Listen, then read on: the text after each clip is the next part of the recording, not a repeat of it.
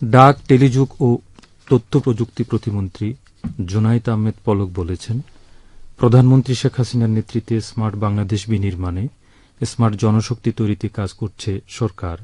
প্রতিমন্ত্রী গতকাল কক্সবাজারে তথ্য যোগাযোগ প্রযুক্তি অধিদপ্তরের আওতাধীন হারপাওয়ার শীর্ষক প্রকল্প কর্তৃক আয়োজিত জেলার 240 জন নারী প্রশিক্ষণার্থীদের মাঝে স্মার্ট উপহার স্বরূপ ল্যাপটপ বিতরণ অনুষ্ঠানে এক ভিডিও বার্তায় একথা বলেন।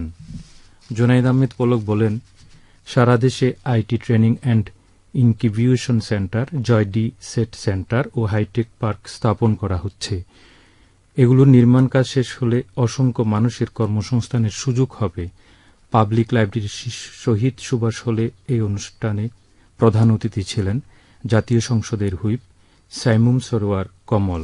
অতিরিক্ত জেলা প্রশাসক তাপ্তি চাকমার সভাপতিত্বে হারপাওয়ার প্রকল্পের উপপরিচালক নীলুফা ইয়াসমিন, সদর উপজেলা নির্বাহী কর্মকর্তা ফারজানা রহমান, রামু উপজেলা নির্বাহী কর্মকর্তা মোহাম্মদ রাশিদুল ইসলাম সহ সংশ্লিষ্টরা বক্তব্য রাখেন।